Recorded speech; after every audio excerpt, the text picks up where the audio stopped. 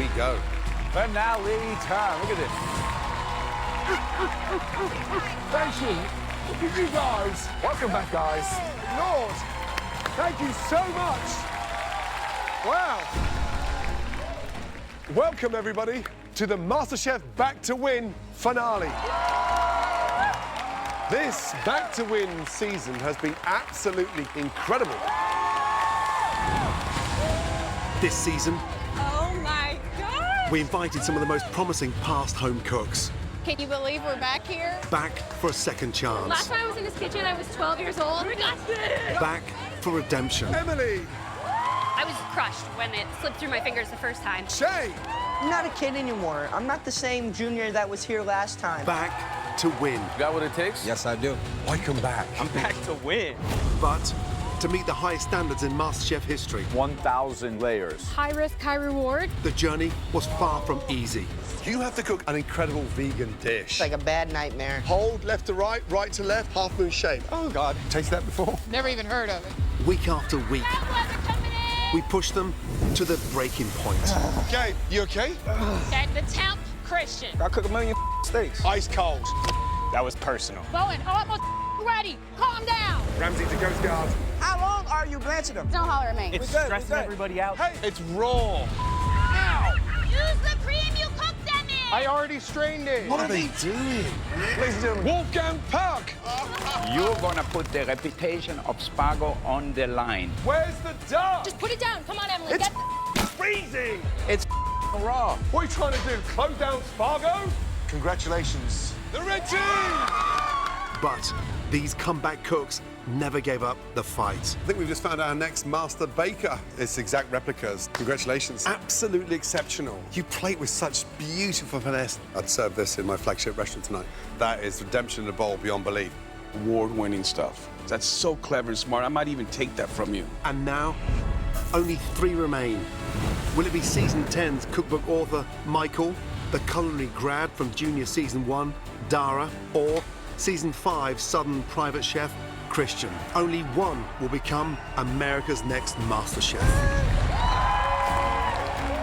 That's right, 3 young pros have come back to win. Last time they were here, their quest for victory was cut short. Now they'll do battle in the finale arena right before your very eyes. And by the end of the night, one will be crowned the very first MasterChef Back to Win champion. Let's welcome our 3 amazing finalists. First up, a 34-year-old best-selling cookbook author from Austin, Texas. Ladies and gentlemen, Michael.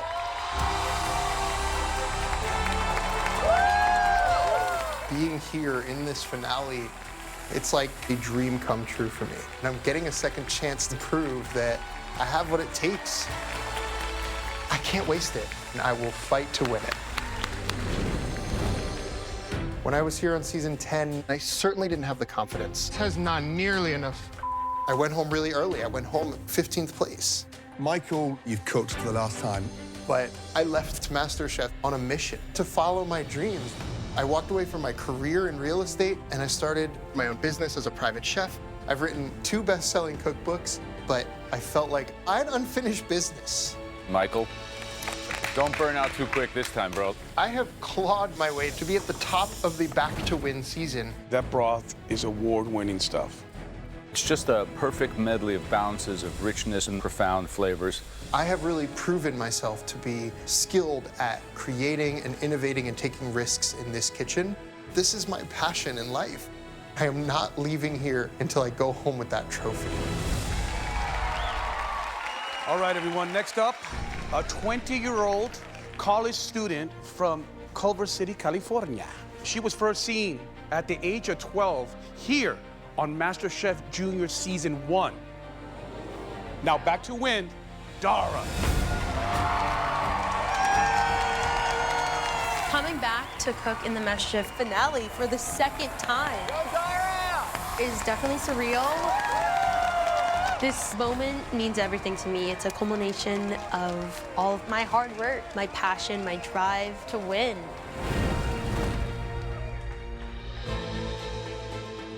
I first came into this competition as a 12-year-old home cook and made it all the way to the finale. The winner Alexandra. But I didn't take the loss as a defeat. I've gone through culinary school, and I've been able to have some amazing opportunities in this industry. So I came back into this MasterChef kitchen to show my growth as a chef. Let's go, Dara!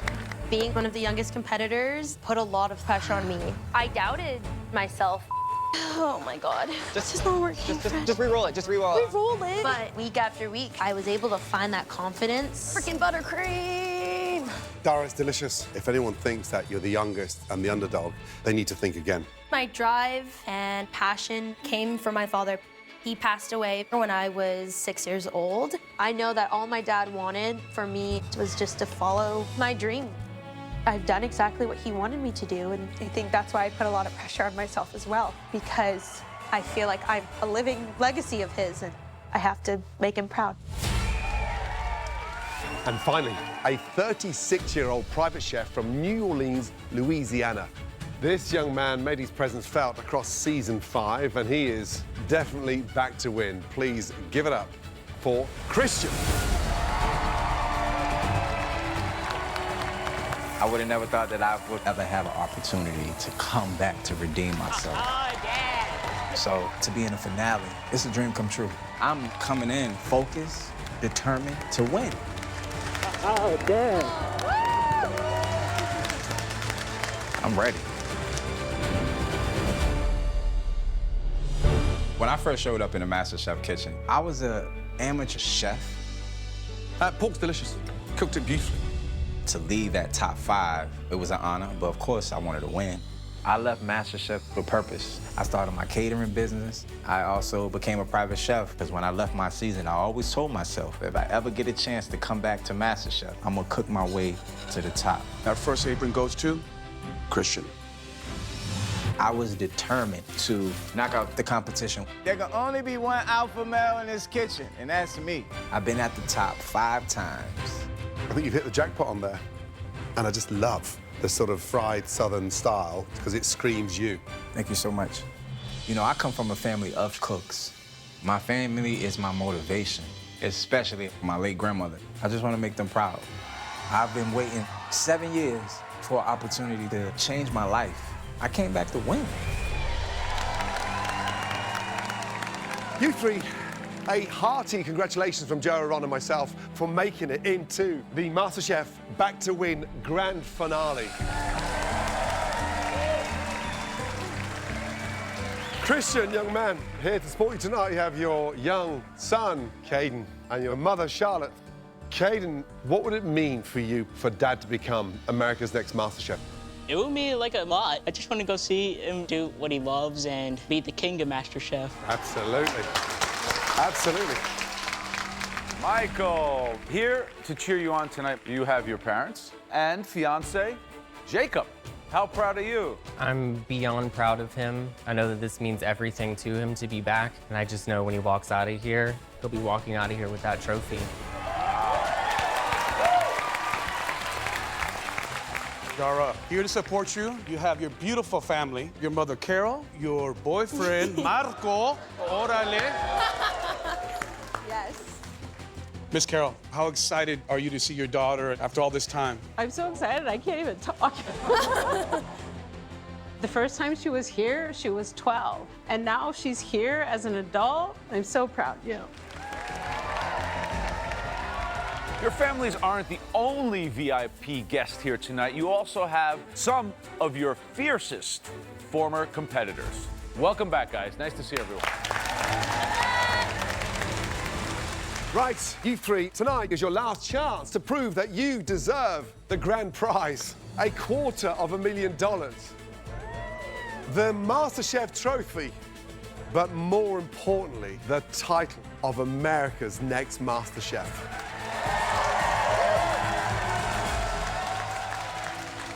And the winner will get a complete kitchen makeover with a state-of-the-art Viking kitchen, including a top-of-the-line range, a stunning refrigerator, and on top of that, a full package of countertop appliances from Breville, and an amazing set of kitchen tools from OXO. In order to get your hands on that prize package tonight, you must make us a cohesive three-course menu. An appetizer, an entree, and a dessert. Michael, please tell us the theme that's going to be guiding your three-course meal tonight. Tonight, I'm gonna bring you a menu that's really inspired by my culinary journey. I wanna bring a little bit of my Texas roots in. I'm gonna make a Tex-Mex inspired menu for you. Nice. Daro? My theme is an ode to my childhood. All my dishes are inspired by experiences and food that influence my passion for cooking. And of course, Christian. I came into this competition staying true to myself. The menu that I've created for you guys tonight is my Southern roots. Basically where I started and where I'm headed. Right, shall we get started with the appetizer round? Yes. This is it. You'll have 60 minutes to make us your stunning appetizers. The very best of luck to all three of you. Your 60 minutes start now. Let's go. Come on, let's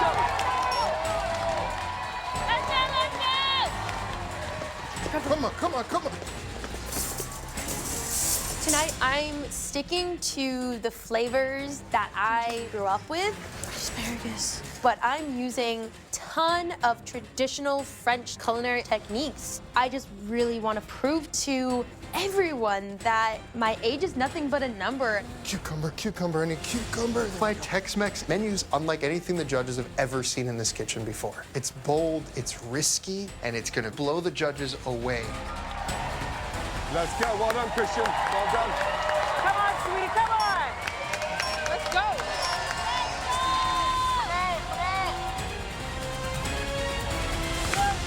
Go, Michael.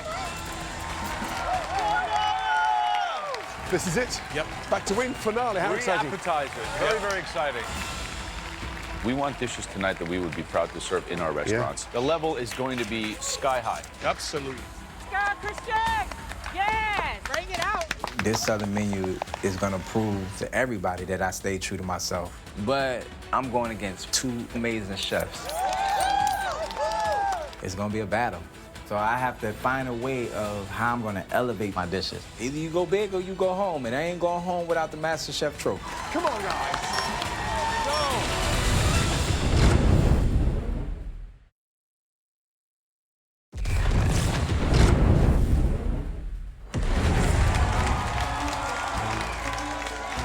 10 minutes gone, 15 minutes remaining. Keep it going, guys. Come on. Come on, Dora. Stay calm. Looks great, Mike. Looks great, bud. Go, Michael. Let's get it. Yes, yes, bring it out. Let's go, guys. Right, young man, how you feeling? Feeling good, chef. You good? Yeah, You got feeling this? great. Yes, sir. Right, tell me about this dish. I am making a fried green tomato with a crawfish salad. And then you also have a remoulade sauce. The green tomato. How are you going to elevate that? What I'm gonna do is I'm gonna batter in a little bit of flour, fold it in a little bit of breadcrumbs, a little cornmeal, and then once all that is done, we're gonna top it with a little bit of caviar. Yes, yes, yes. I've never seen green tomato and caviar together. With this appetizer, ahead of the entree and then the dessert, what message are you sending out? I'm forced to be reckoned with, you know? I stayed true to myself throughout the whole competition, and now it's time to elevate, show a little bit more what I got. You're playing to your strengths. You're staying in that wheelhouse, right? Of course, yeah. Make sure you put it all on that plate. Yes, Just chef. over 45 minutes to go. Yes, chef. Good luck. Yes? Yes. Let's go, baby. All right, Michael. We want the smoke. Look at Michael there, smoking away. There he goes. Come on, baby. Dara, them asparagus looking real good, baby. Thank you, Willie. All right, so Dara, Hello, how's it Chef. going, young lady? Good, how are you? I'm doing good. You feel good about where you are right now? I'm feeling really good. So talk to me about some of the elements that you have going on your dish. I'm doing crispy skin red snapper. I have grilled white asparagus as well as a sauteed green asparagus, and then there's a miso béarnaise sauce with those. This whole meal is actually inspired by one of the last trips I took with my father to Japan.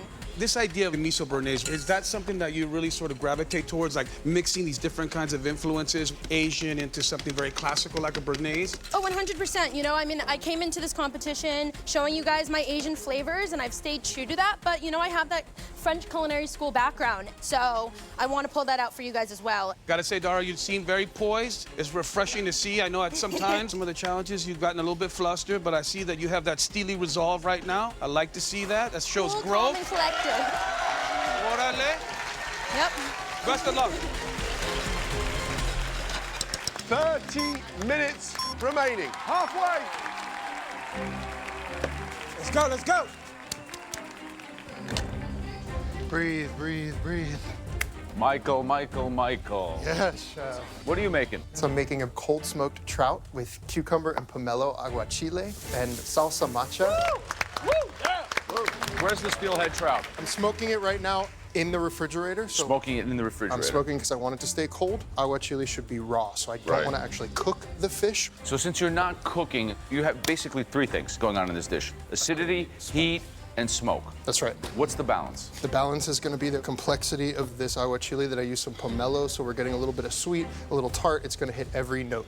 We're going to be really focusing in on the minute details of that balance between 100%. heat, acidity, and smoke can be a very tricky thing. You're really putting yourself under a lot of scrutiny. And I want to show that. I think it takes a lot of confidence to come in here and do a raw dish.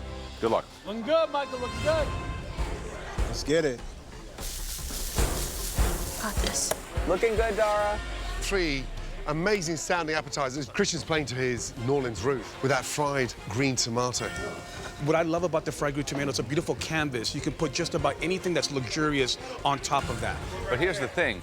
Fried green tomatoes, is it elevated enough for the Masterchef finale? Sure. Looking good, Michael. Thank you. Michael is not cooking. He's smoking a steelhead trout. Wow. And he's serving it as an aguachile. I like the idea of an aguachile, or in essence, ceviche, but you definitely wouldn't smoke an aguachile, so we'll see. Yeah. Come on, baby. The other thing is the knife skills on this trout. The most important thing about Michael's knife cuts, for me, is taking off that bloodline. Yeah. That line runs close to the skin. If any is left on, it gives the fish a bitter taste. He's got to remove all that. There we go. All right. Dara seems to be well ahead. She's gonna make a beautiful crispy snapper with a miso béarnaise. And it's very challenging to balance the richness of the béarnaise and also that sort of fermented flavor of miso. Miso, Yes, béarnaise. I've never heard of it. The béarnaise is a derivative from a hollandaise. Yes. Which should be cooked over a double boiler, and then that gives you the stability. When you blend it like that, it can break. They're almost like a warm mayonnaise. There's a big difference between a warm mayonnaise and a béarnaise. It's a tough one. Absolutely. Just under 7 minutes remaining. Let's go. Just about there. Beautiful. Come on, you got it. You got it. Oh my goodness, look at Dara's sauce is broken. She's panicking right now. I don't know what's happening. I'm extremely frazzled and stressed out. Take a deep breath. You got this. I'm adding the butter and it's not emulsifying, and my miso béarnaise sauce is ruined. This is horrible. Hey, re-emulsify it. You got it. I can't make the sauce again. I have 6 minutes. I can't. You got it. She's in a massive tailspin right now. Oh my God. I'm worried. Oh, what am I doing?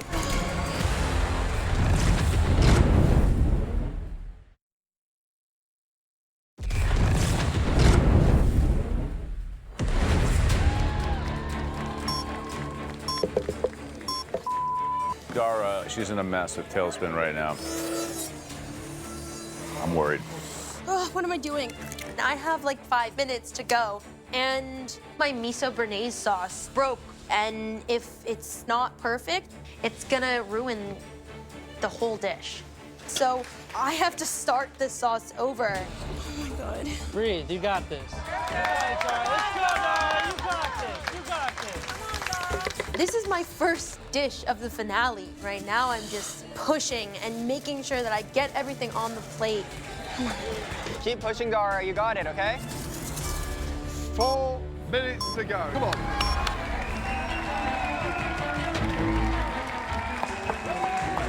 Looking good. Let's go, Christian. I've never seen Christian work with such precision the way he's doing tonight. And more importantly, this does sound delicious. It just needs to be elevated. It's the finale, right? Absolutely. Perfect. Mikey, that fish looks gorgeous. Thank you. 60 seconds to go. Here we go. This is done. I'm good. Come on, you guys. Come on. Let's go, Christian. Michael, get it out on that plate. Come on, Michael. Let's go, Dara! 10, 9, 8, 7, 6, 5, 4, 3, 2, 1.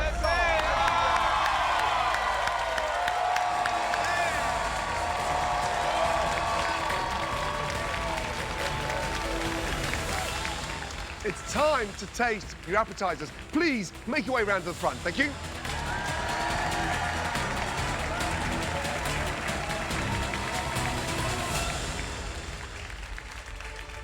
Right, well done. Michael, please make your way down with your appetizers. Thank you. Yes, chef.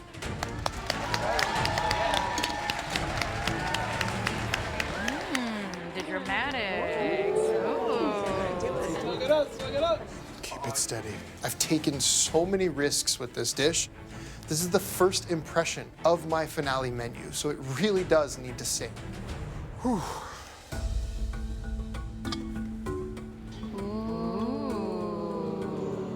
All right, Duchess.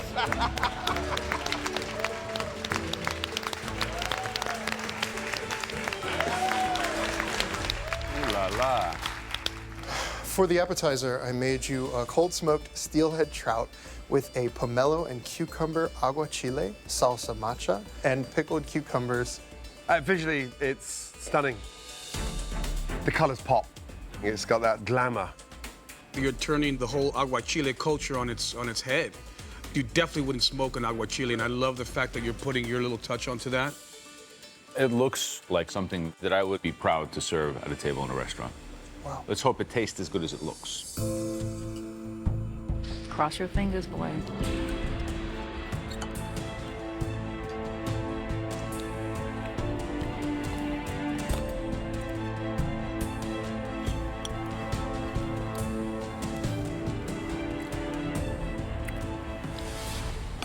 Michael, what a way to start the finale. It's fresh, it's vibrant.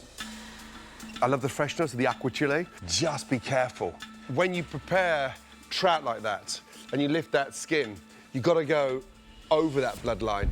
I've got essence of the bloodline left on my fish. And also, the trout needs a touch more salt for me. I think you did so many different things here brilliantly. I think the idea of the salsa matcha with its inherent smokiness echoes the smoke that you already introduced into it, and they stand up to one another, and I love that. Yeah, you took a risk here, Michael, and it's good. I just feel like when you have a void of salt in a dish like this, it's kind of like hearing music mono, not stereo, and that hurts. Thank you, Mike. Thank you. Good job, Michael. Good job. I think the fascinating thing about this dish is how's this just going to connect with his main course? Are we going up or are we going to go down? Exactly. Dara, can you please bring your appetizer forward?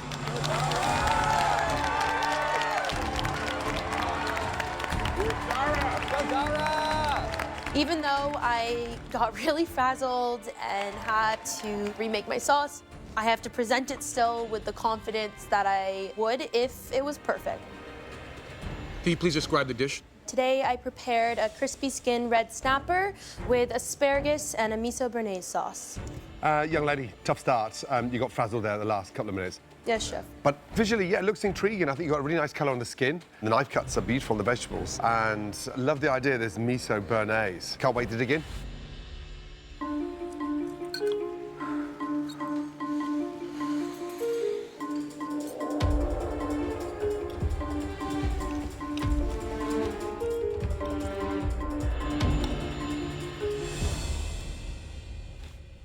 Fish cooked beautifully, young lady. Crispy skin. But I've got a big issue with this sauce.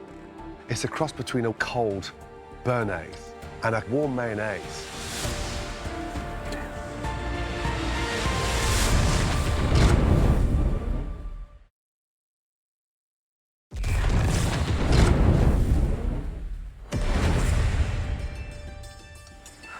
Dara, I've got a big issue with this sauce. It's a cross between a cold béarnaise and a warm mayonnaise.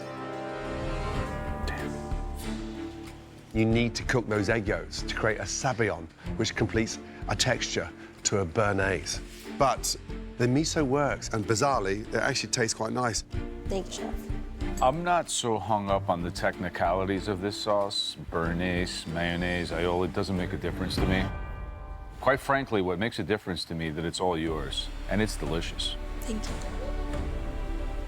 I would imagine that personal approach you have to making food comes from maybe your dad. Mm-hmm. You have a courage to just kind of do what's right to you, and it worked for me. This is damn good. There's a lot of rich flavors with the grilling of the leeks and the asparagus echoing that really sort of richness of the skin of the snapper. The idea of having this aggressive flavor, I think, really says a lot of boldness about you, and I really, really appreciate that. Thanks, Dara.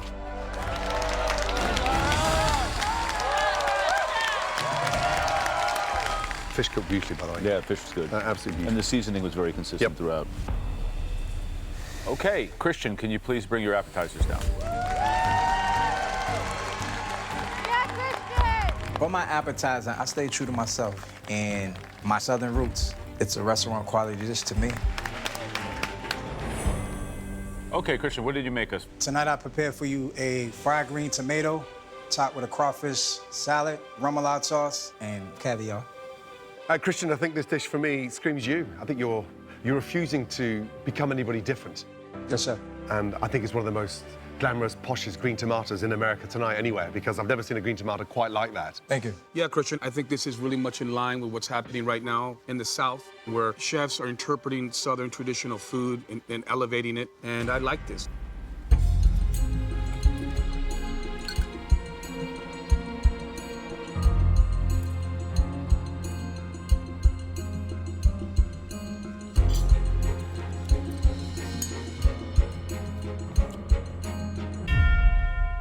Christian, tomato's delicious.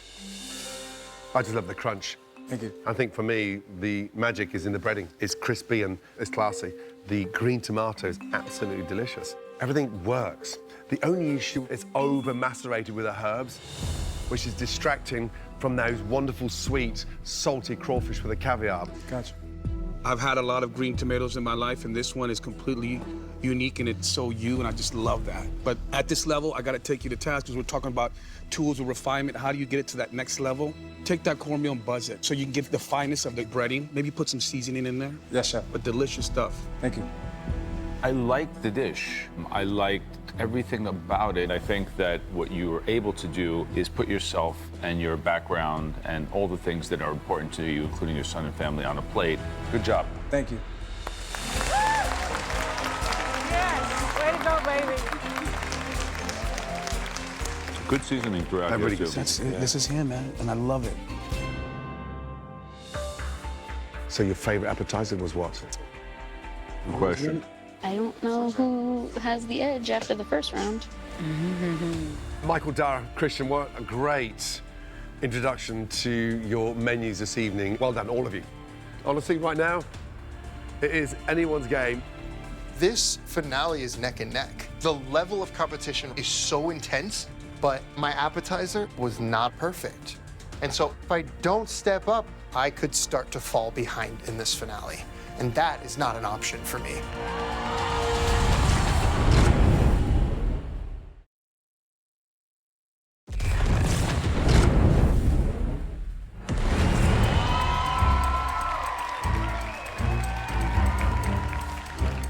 Wow, those appetizers were definitely restaurant quality. Now, we're almost ready to begin the entree round, but it wouldn't be a MasterChef finale without some last-minute surprises. Oh, God. We have a very special guest joining us for the entree round. Oh. And he has certainly seen his fair share of dishes in this kitchen over many, many years.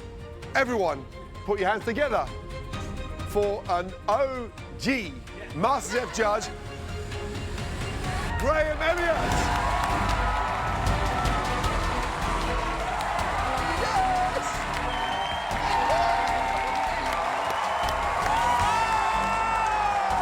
Graham Elliott here. Come on, man. That's my boy. Graham Elliott was on my season 5. So just to have him back in the MasterChef kitchen is such an amazing thing. Welcome back. Thank you. Young man. You were here right at the very beginning of this phenomenal competition. Are you going to be cooking to your strengths, or are you going to be cooking to their weaknesses? You have every reason to be happy. I mean, I want to cry. It's that good. This is one of the best that you've put up. It's really, really good. Thank you. Good job, Christian. Fell apart in the middle. Oh, jeez.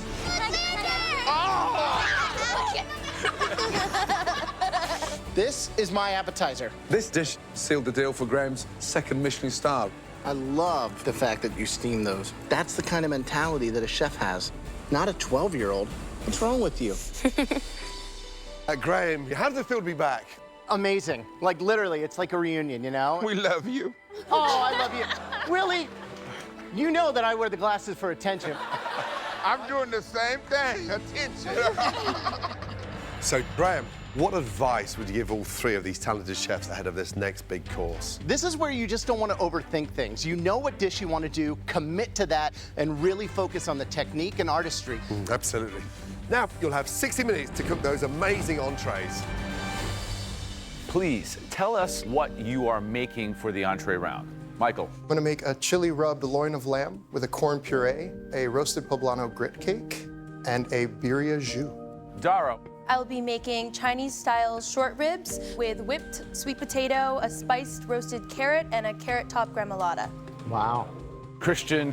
Tonight I'll be preparing for you guys a Cajun rub, filet mignon, crab cake, parsnip puree, tomato cream sauce, and of course, my late grandmother's favorite, turnips. Love that.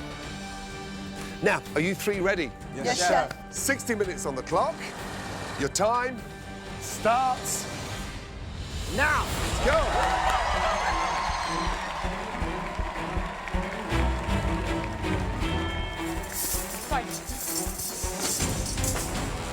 Even though I got really frazzled in the appetizer round, soy sauce. In the past, I've been able to bounce back, and tonight is the night that I have to make sure that I come back stronger than ever. Come on, y'all, let's go!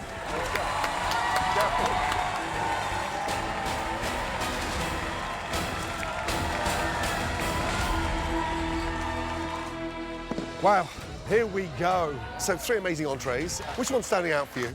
For me, it's going to be Christian. I think if he's able to pull off that marriage of the crab cake, have that be a textural component, I think he'll have a winner. Why is it so quiet? Let's go. We asked for dishes that could stand up in our restaurants. Michael's loin of lamb is the most restaurant-y dish in its conception, so I think Michael's got it.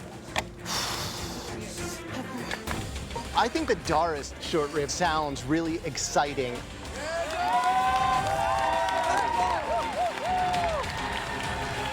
Right, look who's here. Hello, Chef. How are you? Good, how are you? Good, you should look more stressed out. We're keeping cool today. We are going to keep cool. Why? Try cook a short rib in under 60 minutes in a pressure cooker. This is the finale. It's not time to play it safe, and I know, I'm going to be pulling these short ribs out with 5-6 minutes to go, so I'm putting it all on the line. There's no way to kind of cheat if they're undercooked, so I'm really, really hoping that you get those going. Get that lid on there, that's right. What's that in there? What are you putting there? This is dark soy, rice vinegar, brown sugar, chili flakes. The good thing that you're doing is as that gets braised, you have all the time to work on the other accompaniments for the dish. What does this entree say about Dara? This is inspired by one of my favorite meals growing up. My grandma and my mom grew up. I grew up eating spare ribs. I'm using short ribs today. It's a play on your traditional meat, potatoes and carrots, but I'm elevating it. Good. So. Good luck, young lady. Come on. 10 minutes gone.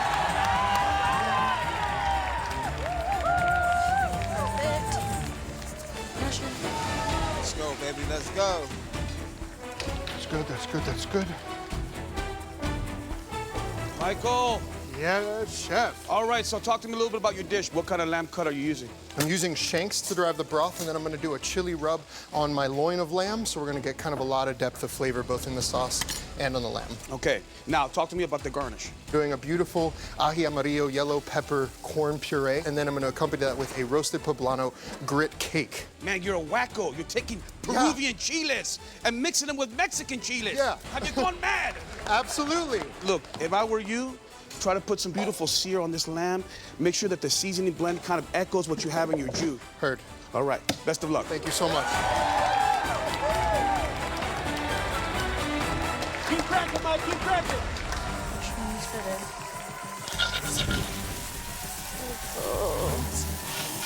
Perfect. Christian. What's up? Cajun filet, is that Cajun too much? rub filet, you know what I mean? This is quite different out of New Orleans. Growing up, my grandmother, she grew turnip, she grew okra, she grew collard greens. So, you know, I just wanted to stay true to myself. I know I'm taking a big risk cooking these fillets tonight. You gotta make 4 medium rare fillets. Yes, I do. You know, they're all gonna be cut, so there's nowhere to hide Oh, yeah, today definitely. on the temperature. For sure. What do you think about Michael, who's making this lamb? It seems very, very restaurant-y. Yeah. Dara's taking a big risk with those short ribs, right? For How sure. do you feel? Honestly, hands down, I feel I have the most expensive meat of the night. You know what I mean? Expensive doesn't always win. Exactly, but hey, I bet you all 40 steaks gonna be medium rare. Do it, baby, do it. One of these fillets thicker than the rest of them. Yeah, that one in the middle. It's cooked, baby. We're just coming up to halfway. Just over 30 minutes to go, guys.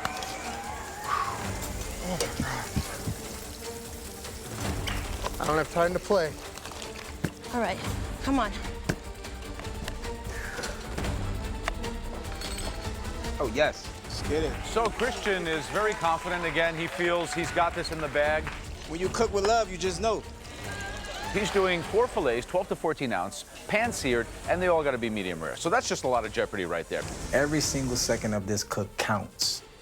Just like how my mama used to say, Chris, make today count. I gotta make sure all 4 steaks is cooked medium rare. And it's a big risk. I can't mess this up.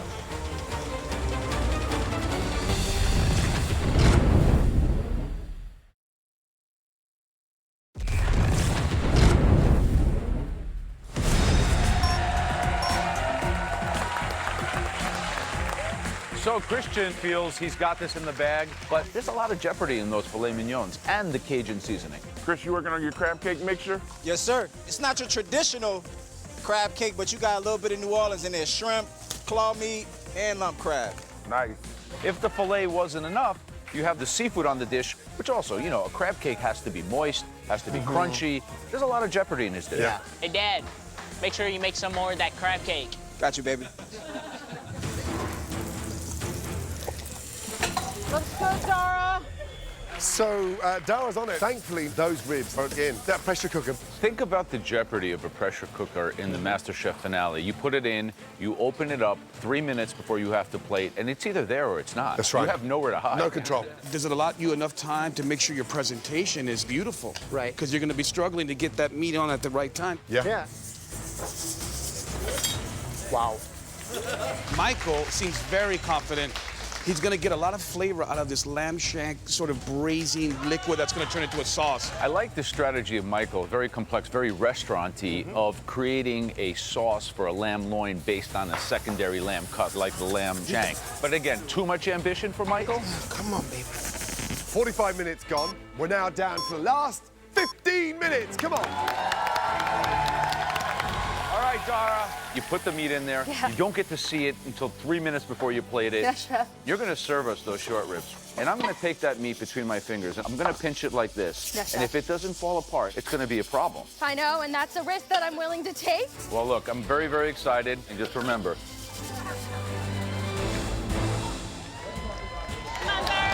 What's going on, Christian? What's up, Talk boss? to me. How do you feel? I'm feeling great right now. Yeah?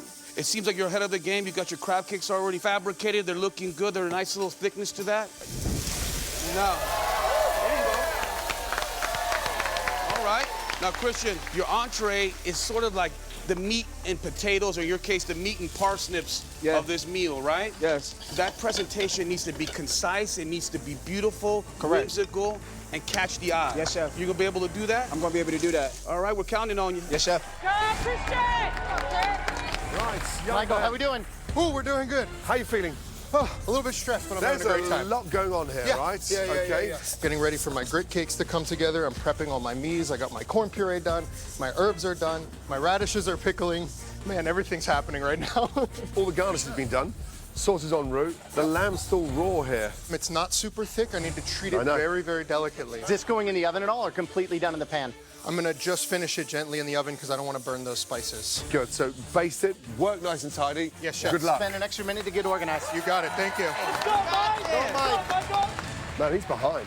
He's behind, and I He's mean, it way literally behind. looks like he's making 5 dishes. There's So- stuff everywhere. He's got all the pickled vegetables, everything else ready, but the grit cakes need to be set before he makes an actual cake and fry them. Right. That's still in the pan. He's not going to get all that done. Too many burners, too many pots, Yeah. too many unnecessary things. I agree. But when you look at the station, it's a mess. Yeah. There is crap everywhere. I'm concerned that Michael's ambition might take him down today.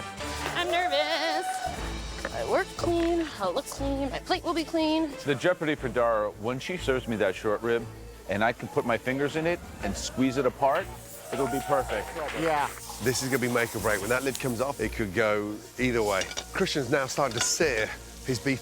Some of that size, some of that size. They're not all the same size. 4 fillets, medium rare. There's nowhere for him to hide. This is going to be so down to the final minute. Everyone's really playing it risky. Yeah, one wrong move in these final moments, and their dreams of becoming the next Masterchef could go up in smoke.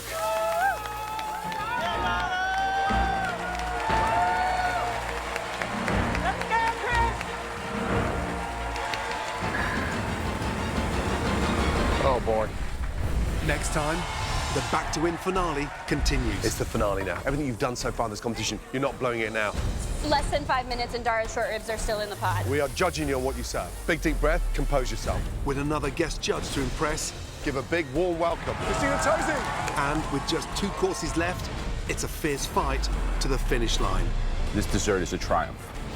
You're pushing the boundaries. You're testing our palates. It's clear that you know great flavor. It's a beautiful dessert. America's next MasterChef is...